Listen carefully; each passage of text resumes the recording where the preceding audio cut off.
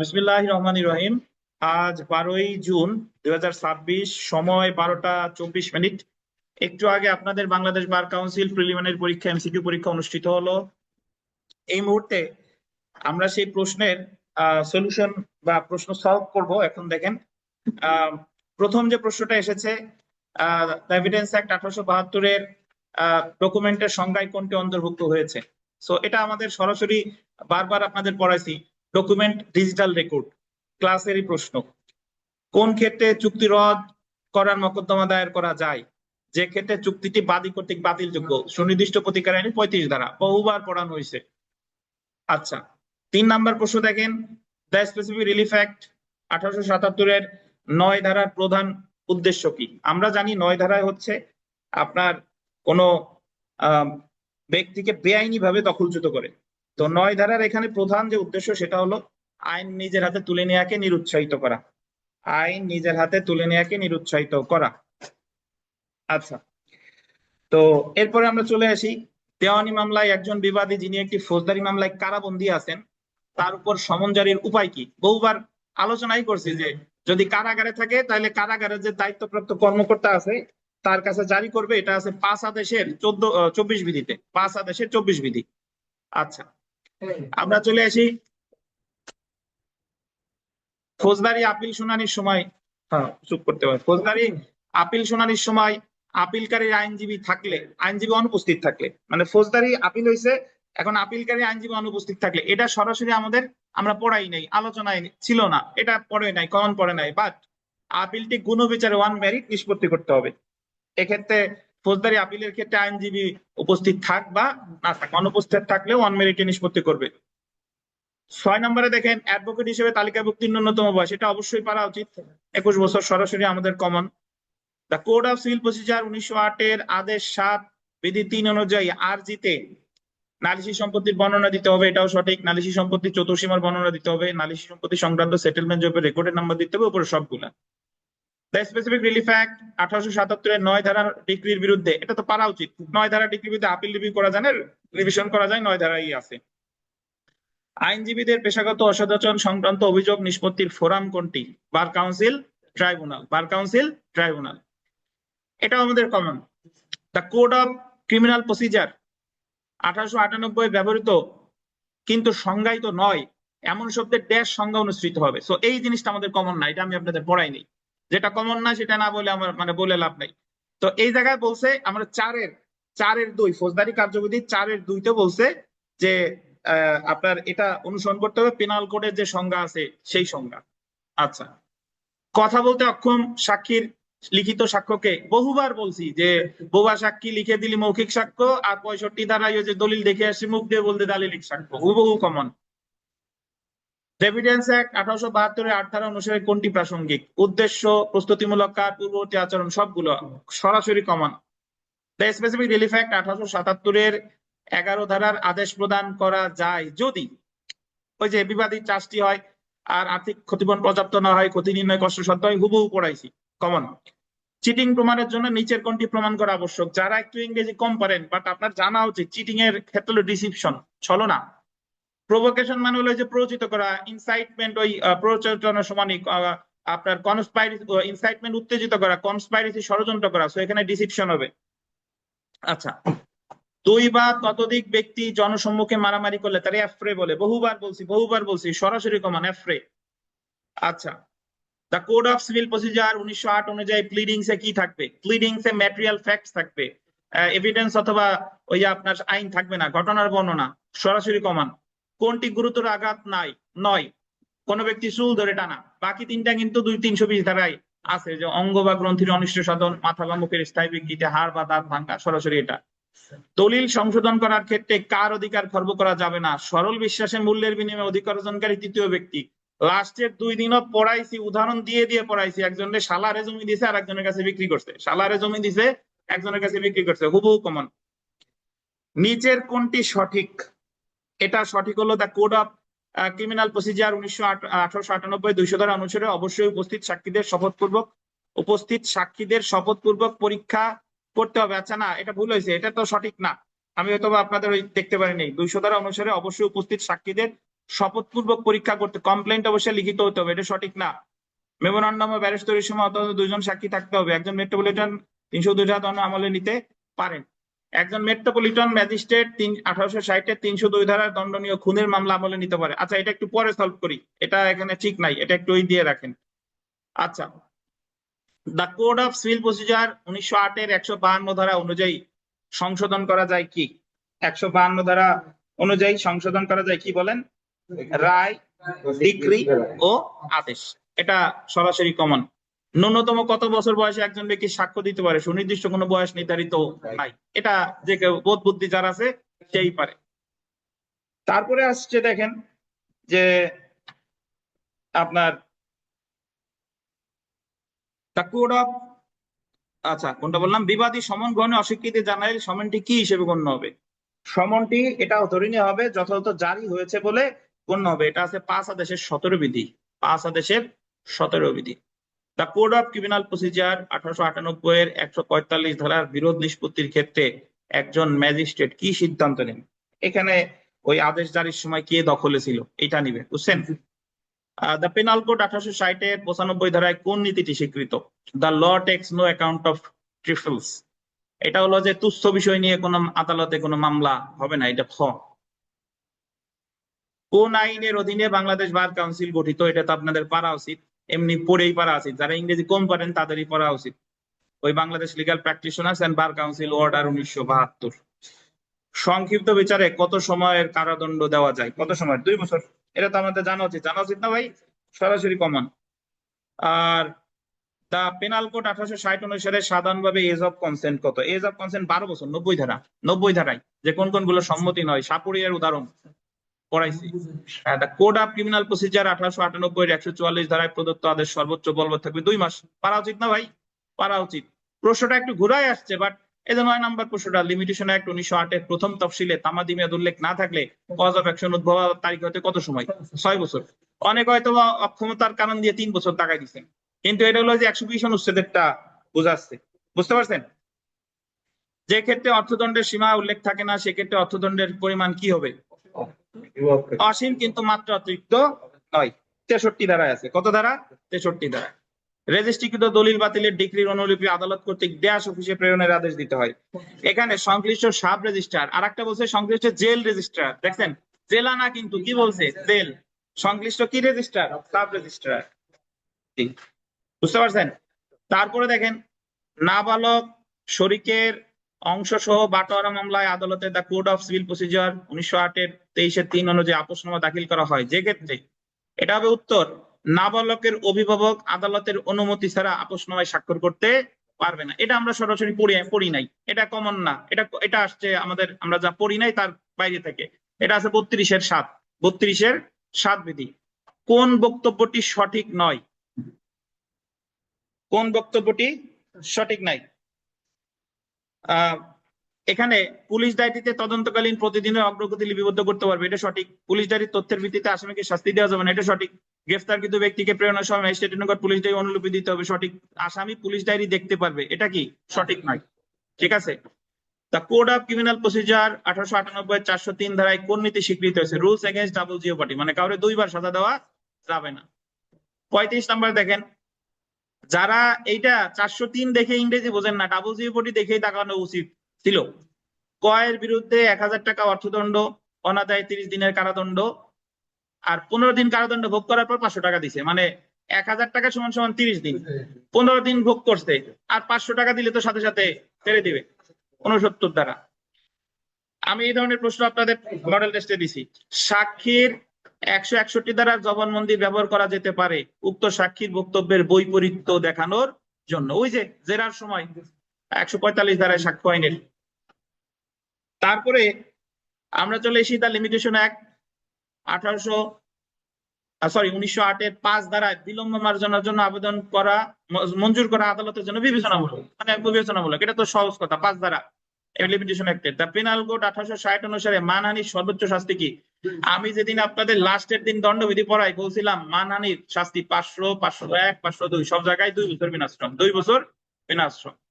39 number দেখেন, বিচারিক আদালত কারাদণ্ডাদেশ দেওয়ার পরেও আসামিকে ক্ষেত্র বিশেষে জামিন দিতে পারে যদি কারাদণ্ডের দেশ অনধিক 1.5 বছর। 1 বছর বারবার পড়াই দিচ্ছি, সরাসরি কমন। 1 বছর, 1 বছর হলে বিচারিক আদালতে জামিন দিতে পারে। বিচারিক আদালত কারাদণ্ডাদেশ দেওয়ার পরেও আসামিকে ক্ষেত্র বিশেষে জামিন দিতে পারে যদি কারাদণ্ডাদেশ অনধিক 1.5 বছরের হয়। এটা মাত্র বললাম, সরি। ক, ক্ষয়ের জন্য জমি কেনার উদ্দেশ্যে টাকা গ্রহণ করে অসৎভাবে নিজের ব্যবহারে করে, মানে টাকা নিছে বিশ্বাস করে আত্মসাৎ করছে, ক্রিমিনাল ব্রেস অফ ট্রাস্ট পাওয়া উচিত। 5 জন ব্যক্তি কর্তৃক ব্যাংক ডাকাতির সময় ক্যাশিয়ার বাধা দিলে ডাকাতের একজন গুলি করে হত্যা করে, খুনের দায় কার? প্রত্যেকের উপর। 393 বারবার বলছি, প্রত্যেকের উপর, সরাসরি কমান। এখন যদি বলেন স্যার কমান কোন জায়গা, আপনি মডেল টেস্টে সরাসরি এরকম প্রশ্ন দিয়েছেন, তখন তারে পারে বয়সে এরকম প্রশ্ন দেয়, তোরে বুঝাইছি না আমি এই জিনিস। আচ্ছা, একটি ফৌজদারি মামলা বিচারের সর্বশেষ কোন পর্যায়ে অভিযোগ সংশোধন করা যায়? রায় ঘোষণার পূর্ব পর্যন্ত। 227 ধারা, 227 ধারা। দ্য স্পেসিফিক রিলিফ অ্যাক্টে 6 ধারা সংজ্ঞায়িত অপরাধ কি? প্রিভেন্টিভ রিলিফ, বারবার বলছি প্রিভেন্টিভ রিলিফের সংজ্ঞা 6 ধারা, ব্যাখ্যা করছে 5 গ, কিভাবে মঞ্জুর করে 52 ধারা। নিচের কোন আদেশটি ডিক্রি হিসেবে গণ্য হবে? আরজি খারিজের আদেশ, ডিম ডিক্রি। হ্যাঁ, 45 number, the specific relief act 1877 এর 56 ধারা অনুযায়ী কোন ক্ষেত্রে নিষেধাজ্ঞা মঞ্জুর করা হবে না? যেখানে ব্যক্তিগত স্বার্থ নাই, ব্যক্তিগত স্বার্থ নাই। 56 ধারা পড়াইছি।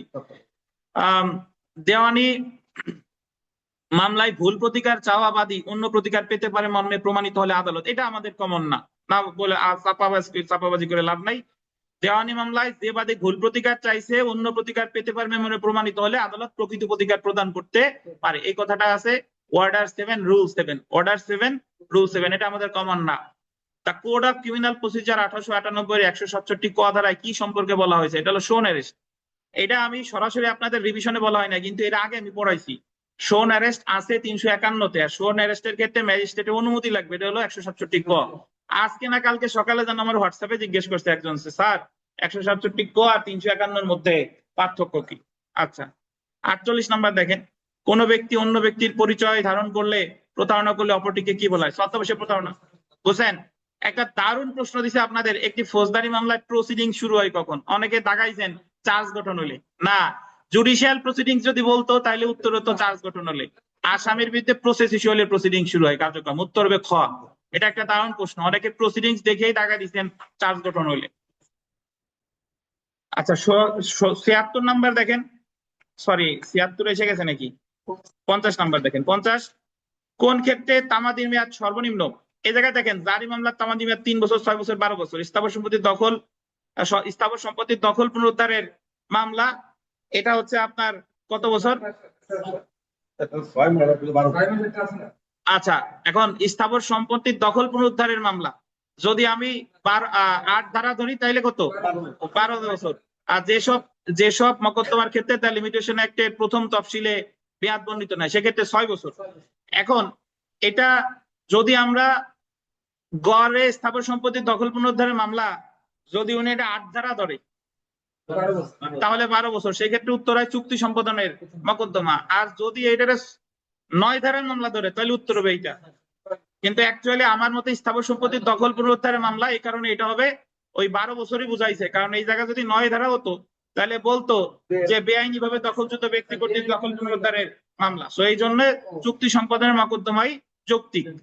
আচ্ছা, আমি আবারও বলে রাখি, আমি এটা আমার মতো করে সলভ করছি, এখানে ভুল ত্রুটি থাকতে পারে কারণ আমি হঠাৎ করে করছি আপনাদের, তবে আশা করি 90%-এর উপরে সঠিক, কিন্তু একটা জায়গায় ভুল ত্রুটি থাকতে পারে। খালাসের রায়ের বিরুদ্ধে নালিশকারী কর্তৃক আপিল দায়েরের তামাদি মেয়াদ কতদিন? 60 দিন। ওই যে 417। যেসব অপরাধ করার চেষ্টার জন্য পেনাল কোডে 1860-এ কোনো সুনির্দিষ্ট বিধান নাই, চেষ্টার জন্য কারাদণ্ডের সর্বোচ্চ মেয়াদ কত? মূল অপরাধের অর্ধেক। এটা তো সরাসরি 511 ক্লাসে পড়াইছি। দা পেনাল কোড 304 ক ধারায় শাস্তিযোগ্য অপরাধ হলো অবহেলাজনক নরহত্যা। অনেকে নিন্দনীয় নরহত্যা দাগাই দিয়েছেন, অবহেলাজনক নরহত্যা দাগাইছেন 304 দেখে, কিন্তু জায়গাটা ক আছে। আচ্ছা, অভিযোগ গঠনের শুনানির সময় কোনটি বিবেচনায় নেওয়া যায় না? বারবার বলছি, আসামি কর্তৃক দাখিলকৃত দলিলাতি নজরুল ইসলাম বনাম রাষ্ট্র। দেওয়ানি মামলা চলমান অবস্থায় বিবাদী নালিশি সম্পত্তি হস্তান্তরের উদ্যোগ নিচ্ছে, আপনার করণীয় কি? উদ্যোগ নিচ্ছে, তাহলে ক্রোক সরাসরি পড়াইছি ক নাম্বার। একটি আপিল দায়েরের ক্ষেত্রে তামাদি মেয়াদ গণনায় বাদ যাবে রায় ও ডিক্রির আবেদন পেতে কি সময়? খালাসের আদেশের বিরুদ্ধে সরকার আপিল না করলে এজাহারকারী ওই আদেশের বিরুদ্ধে কি করবে? রিভিশন। সরাসরি প্রশ্ন। কোন ব্যক্তিকে তার আইনসম্মত অধিকার থাকা সত্ত্বেও কোন নির্দিষ্ট দিকে যেতে ইচ্ছাকৃতভাবে বাধা দিলে তাকে বলে রংফুল রেস্ট্রেইন। কি বলেন? Wrongful restrain. সরকারের বিরুদ্ধে দখলজনিত সত্যের দাবি প্রতিষ্ঠায় বাদীকে কত বছর দখল থাকতে হবে? 60 বছর। জানা উচিত। কনস্ট্রাকটিভ রেস জুডিকাটা প্রযোজ্য হবে যখন এই যে পূর্বের মামলায় উত্থাপন করা উচিত ছিল কিন্তু হয়নি এমন বিষয় পরে উত্থাপন করা হয়। ভালোভাবে বুঝাইছি এবং উদাহরণও দিয়েছি যে স্বামী স্ত্রীর মধ্যে ঝগড়া হচ্ছে, ঝগড়া মিটমাট হয়ে গেছে, এখন হঠাৎ যে পরে মনে উঠছে যে ঝগড়ার সময় তো এই কথা আমি বলি নাই, রেস জুডিকাটা দ্বারা পারিত। ঠিক আছে। তারপরে দেখেন কোন মোকদ্দমা দায়েরের জন্য কোনো সুনির্দিষ্ট সময়সীমা নেই। এটা একটু কঠিন হয়ে গেছে বাট আপনাদের ওইভাবে পারা উচিত। সত্য ঘোষণার মামলা আছে 6 বছর, চুক্তি প্রবলের মামলা আছে কত বছর? তো চুক্তি প্রবলের মামলা 1 বছর, দলিল বাতিলের মামলা 3 বছর, বন্টনের মামলা এটা আমরা 3টা পারি, একটা পারি না। উত্তরে বন্টনের মামলা, বন্টনের মামলা আজীবন করা যায়, বন্টনের মামলা আজীবন করা যায়। এখন প্রশ্নটারে এমন ভাবে দিছে যারা একটু কম পারে, ইমান দুর্বল, তারা দিবে সত্য ঘোষণা, ওই যে 120 অনুচ্ছেদ। ঠিক আছে, কিন্তু সত্য ঘোষণার তো নির্ধারিত আছে। 63 দেখেন, বিচারাধীন মামলায় নালিশি ভূমি বিবাদী তৃতীয় ব্যক্তির নিকট হস্তান্তর করার পর বাদী ডিক্রি লাভ করলে উক্ত তৃতীয় ব্যক্তির অবস্থান কি হবে? এটা খুবই একটা কঠিন প্রশ্ন এবং এটা হলো সম্পত্তি হস্তান্তর আইনের প্রশ্ন, ডক্ট্রিন অফ লিজ পেন্ডেন্স, সম্পত্তি হস্তান্তর আইনের 52 ধারার প্রশ্ন। মানে মামলা চলমান আছে, এমন সময় যদি ওই বিবাদী ওই সম্পত্তি হস্তান্তর করে ফেলে তাহলে ওই হস্তান্তরটা অবৈধ হবে। বাদী যদি ডিক্রি পায় ওই হস্তান্তর অবৈধ হবে। সম্পত্তি হস্তান্তর আইনের 12 ধারায় আছে, এটার বলে ডক্ট্রিন অফ লিজ পেন্ডেন্স। মামলা চলমান অবস্থায় নতুন কোন অবস্থা সৃষ্টি করা উচিত নয়। জি, ও 62 বাদ পড়ছে। এভিডেন্স অ্যাক্টের 30 ধারা অনুযায়ী কখন আদালত একজন আসামির দোষ স্বীকারোক্তি অপর আসামির বিরুদ্ধে বিবেচনায় নিতে পারে? সরাসরি কমান, যখন তারা একই সাথে একই অপরাধে বিচারের সম্মুখীন। ঠিক আছে। তারপরে আমরা চলে আসি 64 নাম্বার, দ্য পেনাল কোডের 11 ধারা অনুযায়ী ব্যক্তি শব্দের পরিধির মধ্যে কোনটি অন্তর্ভুক্ত হবে? সো এটা আমাদের সরাসরি কমন না, বাট এই জায়গায় ব্যক্তি বলতে আপনার কমন সেন্স অ্যাপ্লাই করা উচিত। ব্যক্তি বলতে কমিটি, কোম্পানি, সমিতি, ব্যক্তি, সংস্থা, জীবিত মানুষ সবগুলোরই বোঝায়। রিসিভার নিয়োগ সম্পর্কে গুরুত্বপূর্ণ বিবেচ্য বিষয় কোনটি? এটা হলো বিষয়টি ন্যায়সঙ্গত, পক্ষদের সুবিধাজনক কিনা। Order 40 rule 1। 66, ক তার স্ত্রী খ কে হত্যার অভিপ্রায় একটি ধারালো বর্ষা নিক্ষেপ করে। দেখছেন, বর্ষাটি লক্ষ্যচ্যুত হয়ে তাদের নবজাতক শিশুকে আঘাত করে, এতে শিশুটির মৃত্যু হয়। ক কি ধরনের অপরাধ করছে? এখন অনেকে তাকাইছেন অপরাধমূলক নরহত্যা, উত্তর হবে খুন। কেন হবে আমি ব্যাখ্যা দিই। ক তার স্ত্রীকে হত্যার অভিপ্রায়, মানে তার হত্যার অভিপ্রায় ছিল। এখন একজনকে হত্যা করতে গিয়ে যদি আর একজনকে হত্যা করে, দণ্ডবিধির 301 ধারা, এটাকে বলে ট্রান্সফার অফ ম্যালিস, মানে বিদ্বেষ হস্তান্তর। মানে একজনকে যদি আমি নিন্দনীয় হত্যা করতে যেতাম আর একজনকে করছি তাহলে নিন্দনীয় হত্যা হতো। একজনকে যদি আমি খুন করতে গেছি আর একজন মারা গেছে, খুন হবে। জি জি। তারপরে আমরা চলে আসি একটি দখল পুনরুদ্ধার মামলায় রায় ঘোষণার তারিখে 1 নম্বর বাদী মৃত্যুবরণ করে, এই পরিস্থিতিতে কোনটি সঠিক? এটা সরাসরি আমাদের প্রশ্নের মানে আমরা পড়ি নাই, তো এটা পড়ি নাই বাট এটা আইন পাঠে আছে। একটি দখল পুনরুদ্ধার মামলা রায় ঘোষণার তারিখে, একটা সেলফ প্র্যাকটিস একটা প্রশ্ন আছে যে রায় ঘোষণার তারিখে যদি বাদী মৃত্যুবরণ করে তাহলে কি হবে? কোনো কায়মুকাম ছাড়াই রায় ঘোষণা করা যাবে, 1 নম্বর বাদী মৃত্যুবরণের পূর্বে রায় ঘোষণা করা হচ্ছে। হুবহু নাই বাট এই ধরনের প্রশ্ন আইন পাঠে সেলফ প্র্যাকটিসে আছে। জি হ্যাঁ, রায় ঘোষণার সময় মারা গেলে, আগে মারা গেলে কায়মুকাম হতো। ঠিক আছে। ফৌজদারি মামলায় আসামি কোন পর্যায়ে অব্যাহতির আবেদন করতে পারে? 4 শুনানির সময়। দেওয়ানি আদালতের অন্তর্নিহিত ক্ষমতার মূল উদ্দেশ্য ন্যায় বিচার নিশ্চিত করা, আদালতের প্রক্রিয়া অপব্যবহার রোধ করা। একজন আইনজীবী তার মক্কেলের সাথে হওয়া পেশাগত যোগাযোগ প্রকাশ করতে পারবে না, এটা বলে প্রিভিলেজড কমিউনিকেশন। এমনি পারা উচিত ছিল, স্টোফেল না রেস গেস্টিও না, এটা বলে প্রিভিলেজড কমিউনিকেশন। এভিডেন্স অ্যাক্টের 41 ধারায় কোন ধরনের অনুমান? কনক্লুসিভ প্রুফ, যে পারেন নাই তার মায়ের হবে। 41 ধারা 4টা আদালতের রায় conclusive proof and judgement in rem. নৈতিক স্থলনজনিত কারণে সরকারি চাকরিচ্যুত করা হলে অতিবাহিত কত বছর অতিবাহিত না হলে? 2 বছর। আর যদি তারা নৈতিক স্থলনজনিত দণ্ড হতো তাহলে 5 বছর। যাবজ্জীবন কারাদণ্ড সর্বদা সশ্রম হবে, বারবার বলছি। তা কোড অফ সিভিল প্রসিজার 1908 এর আদেশ 18 বিধি 4 অনুসারে সাক্ষীর জবানবন্দি কিভাবে গ্রহণ করা হবে? হলফনামার মাধ্যমে। এটা সরাসরি আমরা পড়ি নাই বাট আপনার জানা উচিত। বর্তমানে সাক্ষ্য গ্রহণ করা হয় কিভাবে? হলফনামা। ওই যে 26-2, 26-2। মৃত্যুকালীন ঘোষণা সম্পর্কে নিচের কোন তথ্যটি সঠিক নয়? এটি শুধুমাত্র পুলিশ বা ম্যাজিস্ট্রেটের নিকট প্রদানযোগ্য, এটা সঠিক নয়, এটা যে কারো কাছে দেওয়া যাবে। আমরা চলে এসেছি 76-এ নাকি? 16 বছর বয়সী ব্যক্তির সম্পত্তি, 16 না 15 বছর বয়সী ব্যক্তির সম্পত্তি বেআইনিভাবে দখল করা হয়, সে প্রাপ্তবয়স্ক হওয়ার পর থেকে মামলা দায়ের করতে চাইলে তামাদি মেয়াদ গণনা শুরু হবে কখন থেকে? যখন থেকে সে প্রাপ্ত হয়েছে তখন, যখন থেকে সে প্রাপ্তবয়স্ক হয়েছে তখন। এটা হলো তামাদি আইনের আর্টিকেল 44। আর্টিকেল 44 যথাযথ হেফাজতকারীর কাছ থেকে উত্থাপিত 30 বছরের পুরানো দলিল সম্পর্কে অনুমানের ক্ষেত্রে কোনটি সঠিক? এটা হলো দলিলটি যথাযথভাবে সম্পাদিত, দলিলটি যথাযথভাবে সম্পাদিত। সাক্ষ্য আইনের 90 ধারা, চুক্তির সুনির্দিষ্ট কার্য সম্পাদনের মামলা খারিজ হলে বাদী ক্ষতিপূরণের মামলা করতে পারবে না। 29 ধারা, এসআর অ্যাক্টের 29 ধারা। 79 নাম্বার, কোন জাল দলিল আদালতের সাক্ষ্য হিসেবে উপস্থাপিত হলে উক্ত জালিয়াতির বিরুদ্ধে কে নালিশ করতে পারে? সংশ্লিষ্ট আদালত বা তার ঊর্ধ্বতন আদালত, সংশ্লিষ্ট আদালত বা তার ঊর্ধ্বতন আদালত। Section 195 of the CrPC. The code of civil procedure 1908 এর 24 ধারায় মোকদ্দমা স্থানান্তরের সাধারণ ক্ষমতা দেওয়া হয়েছে কাকে? এটা জেলা জজও পারে, হাইকোর্টও পারে। এক জেলার মধ্যে হলে জেলা জজ, ভিন্ন জেলার মধ্যে হলে হাইকোর্ট। একটু মাথা কাটাইলে পারবে না, মাথা যার চান্দি গরম হয়ে গেছে তার কিন্তু সমস্যা। সাক্ষীর বিশ্বাসযোগ্যতা ক্ষুণ্ণ করার জন্য বিরুদ্ধ পক্ষ কোন পদ্ধতিটি ব্যবহার করতে পারে?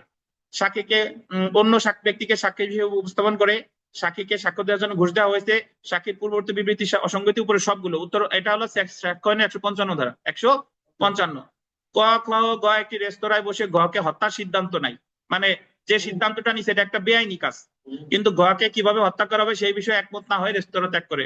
অপরাধমূলক ষড়যন্ত্র, অপরাধমূলক ষড়যন্ত্র। এভিডেন্স অ্যাক্ট অনুসারে একজন ব্যক্তি কতদিন ধরে নিখোঁজ থাকলে? 7 বছর। কতদিন ধরে নিখোঁজ থাকলে আইনের দৃষ্টিতে মৃত? কত বছর? 7 বছর। 108 ধারা, 108 ধারা। নিচের কোন উক্তিটি সঠিক নয়? অনধিক 2 বছর, এটা উত্তর হবে ক। অনধিক 2 বছর কারাদণ্ড রয়েছে এরূপ সকল অপরাধ অআমলযোগ্য। এটার একটা ব্যতিক্রম আছে, পেনাল কোডের 143 ধারা, মাত্র 6 মাস সাজা, বেআইনি সমাবেশ কিন্তু আমলযোগ্য। বেআইনি সমাবেশের সাজা মাত্র 6 মাস কিন্তু কি আমলযোগ্য, তাই এটা সঠিক নয়। 85 নাম্বার, ডাকাতির সাথে খুনের অপরাধে সর্বনিম্ন নিচের কোন শাস্তিটি দেওয়া যেতে পারে? 10 বছর সশ্রম কারাদণ্ড। ওই জায়গায় আছে মৃত্যুদণ্ড, যাবজ্জীবন কারাদণ্ড বা 10 বছর সশ্রম, এই কারণে উত্তর হবে 10 বছর সশ্রম। হ্যাঁ। বার কাউন্সিল ট্রাইব্যুনালের আদেশের বিরুদ্ধে আপিলের ফোরাম কোনটি? হাইকোর্ট বিভাগ, 90 দিনের মধ্যে। ক, বিশেষজ্ঞ হিসেবে আদালতের মতামত প্রদান করে না অন্য একজন বিশেষজ্ঞ খ একই বিষয়ে ভিন্ন মতামত প্রদান করেন। খ এর মতামত মানে একবার বিশেষজ্ঞ হিসেবে মতামত দিছে ক, আবার বিশেষজ্ঞ হিসেবে মতামত দিছে খ। এটা আমরা পড়াই নেই, এটা হলো 46 ধারায় প্রাসঙ্গিক হবে। কারণ কোন বিশেষজ্ঞ যদি মতামত দেয় পূর্ববর্তী মতামতের সাথে তার প্রাসঙ্গিক হোক বা না হোক, এটা প্রাসঙ্গিক, মানে পূর্ববর্তী মতামতের সাথে তার মিল থাক বা না থাক, এটা প্রাসঙ্গিক 46 ধারা। এটা আমরা পড়াই নেই, যেটা পড়াই নেই সেটা বলে লাভ নাই। The code of criminal procedure 1898 এর 173 এর 1 ধারা অনুসারে পুলিশ রিপোর্ট দাখিলের পরও কি হতে পারে? অধিকতর তদন্ত, পুনঃ তদন্ত হয় না। কি সব পড়াইছি। একটি মামলায় সর্বোচ্চ কতজন সাক্ষী আনা যাবে? পড়াইছি, কোনো সুনির্দিষ্ট সাক্ষী নাই। 90 নাম্বার, এক্সপার্টি ডিগ্রি বাতিলের আবেদনে সবচেয়ে গুরুত্বপূর্ণ বিবেচ্য বিষয় কোনটি? বিবাদীর অনুপস্থিতিতে যথার্থ কারণ ছিল কিনা? পড়ানো। দ্য লিমিটেশন অ্যাক্ট 1908 এর সার্বিক দর্শনের সঙ্গে কোন বক্তব্যটি সবচেয়ে সামঞ্জস্যপূর্ণ? এটা হলো নিজ অধিকার রক্ষায় অযৌক্তিক নিষ্ক্রিয়তাকে কি করা? নিরুৎসাহিত করা। নিজ অধিকার রক্ষায় অযৌক্তিক নিষ্ক্রিয়তাকে, এটা হচ্ছে একটা ল্যাটিন ম্যাক্সিমের উপর প্রতিষ্ঠিত, ওই নিজ অধিকার রক্ষায় অযৌক্তিক নিষ্ক্রিয়তাকে নিরুৎসাহিত করা। সাক্ষীকে কি অশালীন প্রশ্ন করা যাবে কিনা? কোন কোন ক্ষেত্রে করা যাবে। 151 ধারা, 151 ধারা, যদি বিচার্য বিষয়টাই অশালীন হয়। কোন চুক্তি সুনির্দিষ্টভাবে বলবৎ করা যায়? 12 ধারা, সরাসরি পারা উচিত যে চুক্তির ক্ষেত্রে আর্থিক ক্ষতিপূরণ পর্যাপ্ত নয়। দেওয়ানি মোকদ্দমার ডিক্রি জারি মামলা দায়েরের ক্ষেত্রে তামাদি মেয়াদ কত? 12 বছর, তবে প্রথম জারির মোকদ্দমাটি দায়ের করতে হবে 3 বছরের মধ্যে, এটা সঠিক। কোন ডিক্রির বিরুদ্ধে আপিল চলে না? সোলে ডিক্রি, পারা উচিত। যেটা আমাদের 96 ধারাটা কমন না। তা কোড অফ সিভিল প্রসিজার 1908 এর 21 আদেশের বিধি 30 অনুসারে কারাদণ্ড দেওয়া হয় মূলত, এটা আমরা কোনোদিন পড়ি নাই। তাইকে ডিক্রির অর্থ পরিশোধে বাধ্য করার জন্য, এটা আনকমন। 97, ক, ঢাকায় একটি খুনের অভিযুক্ত কোন ঘটনাটি প্রাসঙ্গিক নয় বলছে? ঠিক আছে, কোন ঘটনাটি প্রাসঙ্গিক নয়? এটা ক, খারাপ চরিত্রের ব্যক্তি, এটা প্রাসঙ্গিক নয়। 54 ধারা। হ্যাঁ, কত ধারায়? 54 ধারায়। খারাপ চরিত্র অপ্রাসঙ্গিক, 54 ধারায়, মনে আছে? জি। কোন পক্ষের পরিস্থিতি কোন পক্ষের উপস্থিতি ছাড়া আদালত কোন কার্যকর ডিক্রি প্রদান করতে পারে না? আবশ্যক পক্ষ। এ জায়গা তো প্রয়োজনীয় পক্ষ নাই, সো আপনি উত্তর কি হবে? আবশ্যক, প্রপার পার্টিস। একজন মেট্রোপলিটন ম্যাজিস্ট্রেট আসামিকে পেনাল কোড 1860 এর 124 ক ধারায় দোষী সাব্যস্ত করে 2 বছরের কারাদণ্ড দেন। এই কারাদণ্ডের 124 কথা কি রাষ্ট্রদ্রোহিতা, রাষ্ট্রদ্রোহিতার ভিতরে আপিল কথা হাইকোর্ট। কোনটি চুরির উপাদান? অসৎ উদ্দেশ্য। অবহেলা, বেপরোয়া, অবগতি, অসৎ উদ্দেশ্য। সো প্রশ্ন এই হলো আমাদের 100 প্রশ্ন।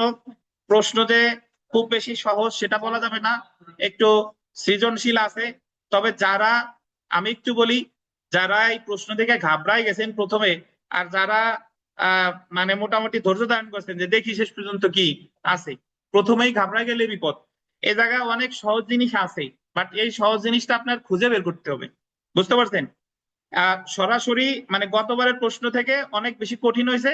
তবে আপনারা আমাদের সাথে যারা এই মুহূর্তে মানে আমাদের সাথে যারা এমসিকিউ দিছেন, আমাদের সাথে যারা মডেল টেস্ট দিছেন, দীর্ঘদিন ছিলেন, তারা যদি 100 প্রশ্ন পড়ে একটু ঠান্ডা মাথায় তাকান, আমি বিশ্বাস করি আপনারা সবাই পাস করবেন।